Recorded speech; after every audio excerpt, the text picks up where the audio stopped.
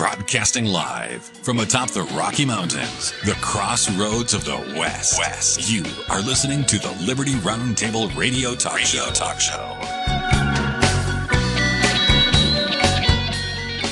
His name is Cole Thomas Allen. Midterm elections, political violence debate intensifies nationwide, wacky weather hits the U.S., and digital audio rapidly closes in. Happy to have you along, my fellow Americans. I'm Sam Bushman with another hard-hitting News the Network refused to use style delivery of Liberty Roundtable Live. It's all about the news, baby.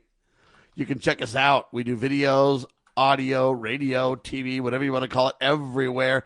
Each week, all hard-hitting News the Network refused to use, centered on God, family, and country. Protecting life, liberty, and property. That's who we are, what we do. Our bias is clear. We stand for God, family, and country. Welcome to the show. Hope you're all doing absolutely fantastic. Check us out on YouTube, Rumble, X, Truth Social. The list goes on and on and on. Vocal. We're everywhere, baby. Spread the word, share the love. Tell your neighbor, would you please? Cole Thomas Allen is the guy's name. And I guess he's the one that they say, he's identified in the White House event shooting plot. And I don't know what to think about this, folks. It sounds so cut and dry.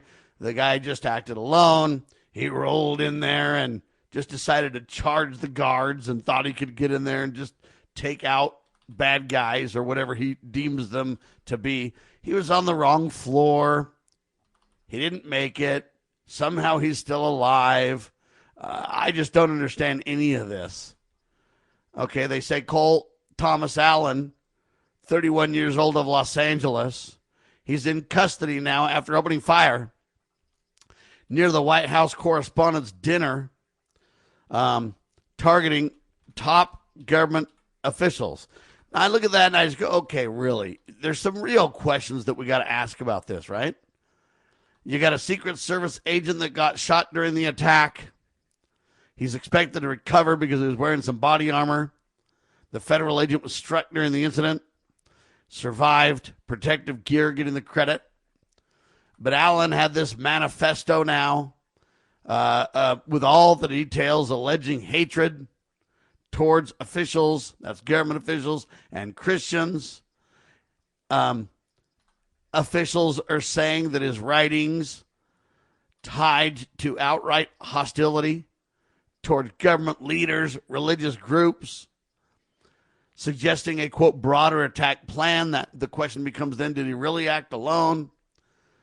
They say, what about the security failures relating to this high-level event breach? Seems like lately every event Trump has is breached, right? Federal officials are now reviewing how the suspect, they claim, was able to get so close to the protected folks at a very, quote, supposedly secure event. Trump calls presidency dangerous following attack. President Donald J. Trump said the incident highlights the growing risk tied to political leadership. I just look at this thing and I go, man, I don't really even understand a lot of this. You say, what do you mean, Sam? Well, it just seems too packaged for me. Okay, now they're talking about political violence intensifies nationwide. Yeah, the D.C. attack is renewing, concerned over threats targeting public officials across the country. Now, don't get me wrong. I don't want anybody to die. I don't want anybody to suffer. But then you've got this Indiana University shooting, leaving many people injured. Several young women were wounded after gunfire erupted on campus. Oh, near campus, I guess it was. Leaving multiple young women injured. I just look at this and I go, man, I'm not really comfortable with all this. You'll say, what do you mean, Sam? You're not comfortable. I just don't believe anything the government says anymore. Okay? You can't trust Kash Patel over at the FBI. Can't trust Donald Trump. They claim Kash Patel's just a drunk. don't believe that, but I don't know the truth. Donald Trump says he's going to get to the bottom of election fraud, but every day we get closer to the elections and there's no arrests or real accountability. Kash Patel doubled down, said information coming soon. We haven't seen any of that either. You got the courts debating on if you can even email in ballots or not. Oh, I'm sorry, not email, snail mail in ballots or not. Neither of them have appropriate, in my opinion, custody, right? But when you think about this Cole, Thomas Allen, you think about the young women that all got shot up on or near this campus. You think about Charlie Kirk. You think about JFK. You think about all the assassinations attempts on President Trump. And you think about it all coming up for the midterm elections. And political violence increases nationwide. And you just kind of go, man, I don't believe they're telling us the truth on any of this. If we really had truth or accountability on the Charlie Kirk assassination, or if Trump was willing to release the JFK information, if we really had the truth about the Jeffrey Epstein, quote, suicide, supposedly, if we had information regarding some of the attempts on President Trump's life, if we had accountability on elections, if we had the other side of the story told about the government's criminal activity on January the 6th, I might start to believe. I might start to say, okay, there is a new sheriff in town. Donald Trump's doing a good job as the executive commander-in-chief, doing a phenomenal job. Hey, but I'm not seeing it, folks. Okay, all you've got is more and more shooting plots against Trump. Every time one happens, they're like, we're going to get to the bottom of this. And then what do you hear? Nothing but crickets? How much do you know about the Pennsylvania shooter? Did he act alone? How come security was so laxed? Fine, what about Donald on the golf course? Same scenario, right? All right, now what about Donald here? Same scenario, right? We're going to debate why the security was so laxed. How long is security going to be laxed? But here's the other deeper question, in my opinion. This question is much deeper and much more important to discuss. It's one thing to say, hey, it's getting crazier out there. It's a crazy world. Donald's like, I wasn't scared. I'm the macho man, buddy. I'm like the Marlboro man, nothing scares me, baby. Dude, you've got to have a little bit of fear when you've had several assassination attempts on your life and many of them get way too close for comfort. That's got to be a concern. All right. Now, I'm not saying Donald's a pansy, but he's got false vibrato here. At least if he does have no concern, then I question his intelligence, because anybody in their right mind would start to have a little bit of, be a little gun shy, pardon the pun. That'd be a little concerned, right? So to not have any concerns at all tells me either it's a hoax, some of these things are hoaxes and it's safe, or you trust the people that have let people get way too close to you over and over and over, or at some point it doesn't make logical sense to not have any fear at all. Now, I get that you want to play the strong man in front of the media and you're the president and I get it. But at the same time, a little bit of candid reality check would be, I think, helpful. But it just makes me wonder and not trust any of this thing. We don't get answers on any of these kind of killings. Every time we dig into it, it just gets worse and more confusing, more convoluted and more strange and more questions and more. The longer we go, that's what it gets. Now, this one, too perfect, a manifesto against Christians and Donald. Yeah, because Donald's a super Christian, isn't he? I mean, he's the guy that just wanted to get in a big old fight with the Pope over peace. Okay, so I don't trust what we're hearing out of the mainstream press. Do I know what's going on? No, I don't. I don't have any inside information, ladies and gentlemen. This guy was so-called just some teacher in California. What? I don't know. I just find it very, very strange. You get a Secret Service agent that was shot. Our prayers are that, they say he's going to recover, no problem. I'm glad about that. But then this, hatred against Christians, and by golly, he released his own manifesto right before he went crazy. Security failures over and over and over and over and over. How does that happen? Everybody's arguing how, every time someone manages to get so close, Trump calls presidency dangerous. He says it highlights the growing risk. I look at that and go, but he's not worried a bit. No, sir. I don't know. I just have a problem with what we're hearing. And it seems so cut and dry. It's like, Sam, how could there be a conspiracy on this one? I don't know. I just don't know. But how do these people get so close? And then here's the bigger question. Back to the bigger question I mentioned. I digress sometimes. Sorry for that. But this is the larger question. George Washington literally left the White House. And there's stories of him walking down the street, and crowds were assembled by the thousands. And they peacefully watched the president walk away and get ready to go home. He didn't go to Mar-a-Lago, no sir. He went to the George Washington estate, right? But he didn't have a bunch of guards and a bunch of whatever. He just walked as an average citizen and got ready to go home. There's a difference. I want to talk about why. Are you watching what's happening in our country and asking, what can I do? Join the John Birch Society in Salt Lake City, June 6th, for a powerful one-day conference. The day includes a host of respected speakers, 2 meals, and meaningful connections. You'll gain clarity on the issues and walk away with practical steps you can take to your community. Reserve your seat today at jbs.org/SLC26. That's jbs.org/SLC26. Imagine a school where faith and integrity are at its center, where heritage and responsibility instill character, where educating both hearts and minds brings about academic excellence. There is a school in American Fork where character and embracing the providence of a living God are fundamental, where students' national test scores average near the 90th percentile. Based on LDS principles and a love of country, now in our 39th year, American Heritage School is accepting fall enrollment for kindergarten through high school. What would you do for your child? Give them an education that will prepare them for life. Located east of the temple in American Fork, American Heritage School is a remarkable and affordable alternative. Visit us, find us online, or in the Yellow Pages.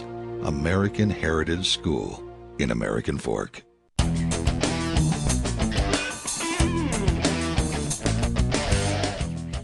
All right, back with you live, ladies and gentlemen. So I'm talking about this, in my opinion, larger issue, okay? And this larger issue relates to, they say it's more and more dangerous, and I don't understand how these shooters can get so close to the president or to these special class people, How does that happen? That isn't the question to be asking. The question is, why could George Washington literally leave his president, walk down the street all by himself, thousands of people lining the sidewalks and the streets and taking off their hats to pay homage to their beloved leader? He eventually goes home to Mount Vernon all by himself. He doesn't have a, gaggle of crazy, whacked out press, paparazzi tweakos. He doesn't have a gaggle of military personnel around him and Secret Service and all this kind of stuff. He just rolls down there like an average citizen. Why could the President of the United States of America do that? Remember, it was after he was the war hero general as well. So don't think nobody disliked him. Right? How come we could do that then and we can't now? And I submit to you that it has a lot to do with a few different things. One, the morality of our nation and our society as a whole. We believe as a society that violence is fine and necessary. I reject that. We think that war is fine, encouraged. In fact, war is the pathway to peace, we claim, right?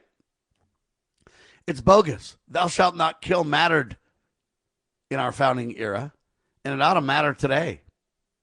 Why do we have all these whacked out people? Was this guy on psychotropic drugs? What about the people that attacked these young women off the campus? Hey, we don't hear about illegality. We don't hear about fatherless, motherless homes. We don't hear about psychotropic drugs. We don't hear about government involvement in creating agent provocateurs, kind of Manchurian candidate kind of things. We don't hear about any of that. But I'm telling you, today is different than it used to be. The answer is not to create more and more and more distance between us and those who work for us, those who serve us. The answer is to discuss why a change in society. Why have we gone from a generally peaceful society where the president could literally leave the office, leave the White House, and walk down the street towards Mount Vernon all by himself and feel safe doing so, and why we can't even come close to doing that now. We've got 3 assassination attempts on the president, and we have no idea about any of them, except for weird, superficial, whacked out, paparazzi, media-type information, and nothing real or valuable. By the way, the midterm elections are coming up, ladies and gentlemen, and I guess the Republicans have decided they might lose that election. I've been telling them that for quite some time. But I guess the headline says Republicans are reworking strategy ahead of the midterm elections. Party leaders are quietly adjusting messaging as political pressure builds heading into the upcoming races. What a disgrace that is, folks. The Republicans are refining what they stand for based on the fact that they're going to lose. That isn't what George Washington would have done. I can tell you that right now. And that is part of the problem that I'm telling you. We have got such feckless leaders these days that, folks, you cannot count on anything. They just want to see which way the wind's going to blow. And then that's where they'll stand. That's what they'll do. So, hey, they're going to stand for pro-life when they think that'll get them elected. Now they're thinking, well, we better back away from pro-life there. Then they stand for peace when they try to get elected. And they're like pro-war. It goes on and on and on. They were going to stand against gay, lesbian, bisexual, transgender stuff. Oh, now they're going to back off that too, right? What are they going to stand for? And the answer is when they stand for nothing. One well-known leader, the Secretary of State under the Eisenhower administration, a guy by the name of Ezra Taft Benson, he said, hey, when you have no decisions, in other words, you stand for nothing, it's like being in the middle of the road getting hit by traffic going both directions. And that's really what we're seeing today. It's a tragedy. But I believe all this is tied to a moral compass in America, folks. The reason that nobody's safe anymore, the reason that nothing is safe anymore, the reason they're looting everything in society is because, hey, folks, we love drugs as a society, whether it's big pharma or illegal, right? We got rural healthcare spending facing new scrutiny. Lawmakers are questioning whether billions of dollars in federal funding are reaching patients or whether they're just being absorbed by systems and criminals and contractors and such. Again, thou shalt not steal. So everything that we're facing, in my opinion, relates to the moral compass slipping in America. And, this guy attacked Christians or wanted to attack Christians. Again, I do believe that God, family, and country are the answers. But why could George Washington really, I want to ask this question again, why could George Washington walk to Mount Vernon feeling comfortable? Just leaving the White House all by himself, and he was fine. And now President Trump has had 3 assassination attempts on his life. The answer is because the clarion call for civility has been lost in America. We've got deadly tornadoes and wildfires going on, hitting southern states, severe weather across Texas, Oklahoma, Georgia has caused deaths and widespread destruction. It's tragic, folks. It's really a bad deal, I'll tell you that right now. Anyway, I speak out in defense of the moral compass, folks. I speak out in defense of turning to God, family, and country. When you have broken homes, when you have societal norms, I mean, I'll just give you some examples. Back in the day when a woman would have a baby out of wedlock, it was a disgrace. Nowadays, it's no big deal. Nobody even thinks anything about it. It's nothing. Now, I'm not saying that we should be mean to those mothers or women who have made mistakes. Don't misunderstand me. We should love them, be kind to them, support them the best we can. But when do we realize that I can be kind to someone who has sinned or someone who has made a mistake, but it doesn't mean that I need to normalize or accept or first pity, then embrace their behavior? A woman should feel like, hey, having a baby out of wedlock is the wrong thing to do. We should still love her. We should respect her, care for her, help her through that mistake, right? We don't need to take it out on the baby by any means, but we should find ways to embrace God's laws, ways to embrace true, traditional, God-ordained family values in spite of it all. But we don't, see? And that's what I mean. All right, AM, FM dominance starting to slip as digital audio rapidly closes in. It's a big old tech survey that took place. It signals major shift in listening habits. I find this very interesting. Jacobs Media Survey 2026 confirms a clear but long-term shift in radio consumption, with digital audio platforms now reaching the mid 40% range, while traditional AM FM holds in the mid 50s. They say this gap has narrowed to roughly 10 points. That's some of the smallest margins on record, signaling that, listen, listeners are migrating towards listening apps, streaming apps, on-demand, digital, even as broadcast radio still remains the largest listener group. It's slipping rapidly. Okay, radio is the largest platform, AM and FM, so it's here to stay for a while, folks. But I'm telling you right now, it ain't going to last forever. AM and FM slipping. Why? Because AM is really hard to listen to with all the digital interference and transformers and lights, and I mean, we can go on and on. AM radio is really, really, really hard to listen to. FM radio, not a whole lot better. Too much of it's music. Too much of it's depending on just commercials. The commercial sets are way longer than they need to be. I mean, radio tried to go to less is more, have less and shorter commercials. That lasted for a little blip, but then it went away. You've got massive long commercial sets going on. I keep this radio broadcast commercials to a minimum. You got 5 minutes of top and bottom of the hour, and then basically 4 minutes of it's news at the top of the hour. 2 minutes of it is news at the bottom of the hour. So even in the 10-minute news break, top and bottom of the hour, literally 6 minutes of it's news, folks. Only 4 minutes of it is commercials. And then the mid-broadcast commercials, this is where networks and the radio stations share the commercials. You've got basically 2 minutes and 2 minutes. So 4 minutes.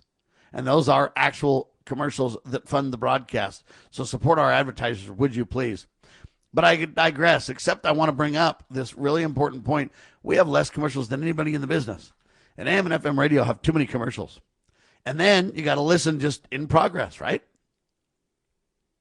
Now that video clips, radio, everything else is shorter. That's the trend. Everything is getting shorter. That's why we've started to do only a 1 hour show instead of a 2 hour show. And that's why we've started to put up each half hour separately, because then, hey, you just look at the half hour, look at the show notes, decide which half hour you want to listen to. Boom, you got it. Or which half hour or which guest interview you want to watch. We've really done our best to cater our delivery to an audience that wants shorter, faster, right? Who wants easier to access, to listen to, etc. And so we're doing that to the best of our ability. It's not that we're wanting to have less in the media, but I'm telling you right now, our prayers are with those folks that are having wacky weather everywhere. And our prayers are that listeners realize that, hey, LibertyNewsRadio.com, LibertyRoundtable.com, an incredible live radio network, plus on-demand, plus video. Long form, short form, clips, social media promotions. We're doing it all, ladies and gentlemen. Why? Because God, family, and country is worth it. That's why. I'd like to thank all the radio stations up and down the line that do carry the show. We're grateful for you, and we pray for longevity. You got to find unique markets, unique people, listener clubs, etc., that can preserve long-term radio listening. We love it, and we thank you. I'd also like to thank all the people behind the scenes that make this show possible. You know what? I sometimes get the credit because they throw the ball to me, and I'm the quarterback, I guess, right? An armchair quarterback, I guess. Anyway, all I'm telling you is I want to thank everybody for participating in all that they do to make it happen, even all of you who fund us. LibertyRoundtable.com. Spread the word, share the love, and God save the Republic of the United States of America.